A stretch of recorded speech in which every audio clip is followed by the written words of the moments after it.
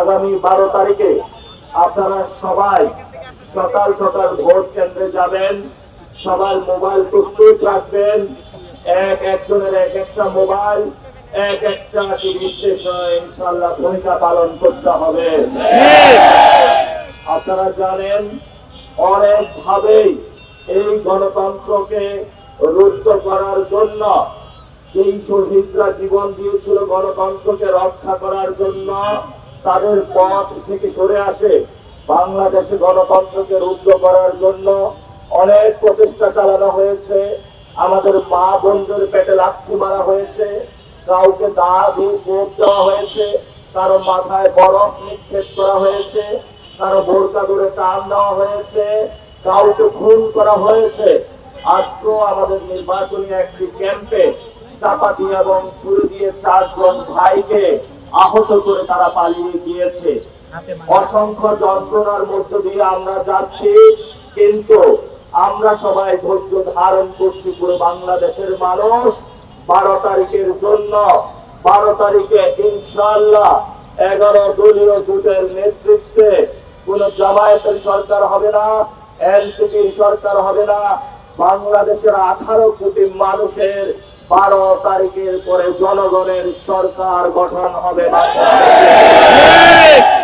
অসংখ্য মানুষ জীবন দিয়েছিল।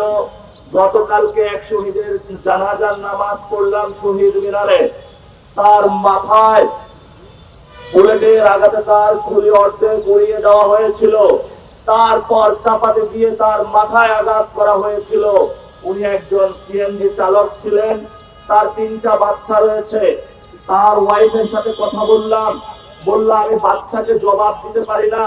বাচ্চা যখন আমার কাছে এসে বলে আমি আব্বা কই, আমি আব্বুকে একটু দেখতে চাই, তার দিকে সে তাকিয়ে কান্না করে দেয়। তার আব্বুকে সে দেখাতে পারে নাই। থাইল্যান্ডে 64 জন এখনো মৃত্যুর সাথে পাঞ্জা লড়ছে শুধু একটি দেশে, যারা গণ অভ্যুত্থানে আমাদের জন্য জীবন দিয়ে গিয়েছিল, একটি গণতান্ত্রিক বাংলাদেশের জন্য, যেখানে আপনার সন্তান নিরাপদ থাকবে, আপনার সন্তান ভালো শিক্ষা ব্যবস্থা পাবে, আপনার আব্বু আম্মু ভালো একটি স্বাস্থ্য ব্যবস্থা পাবে, আপনার পকেটে টাকা আসবে।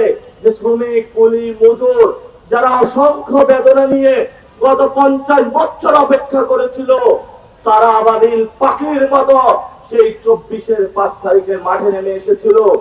একটি উদ্দেশ্য, আমরা একটি নতুন বাংলাদেশ চাই।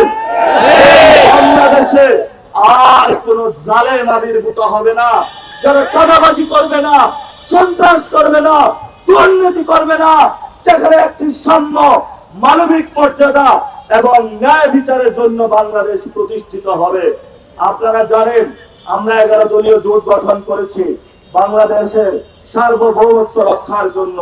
আমরা 11 দলীয় জোট গঠন করেছি আধিপত্যবাদ থেকে মুক্ত হয়ে, ভারতের চোখে চোখে রাখ থেকে আমরা বলতে চাই বাংলাদেশের 18 কোটি মানুষের জীবন যাবে, তবু 1 সেকেন্ডের জন্য তোমাদের ভারতের বিজেপির কাছে আমরা মাথা নত করব না। এখানে ইসলামকে রক্ষার জন্য, বাংলাদেশের সার্বভৌমত্ব রক্ষার জন্য আজাদির এই লড়াই চলছে, চলবে। আমরা যতদিন জীবিত আছি ইনসাফের রাজত্ব আমরা কায়েম করবই করব ইনশাআল্লাহ।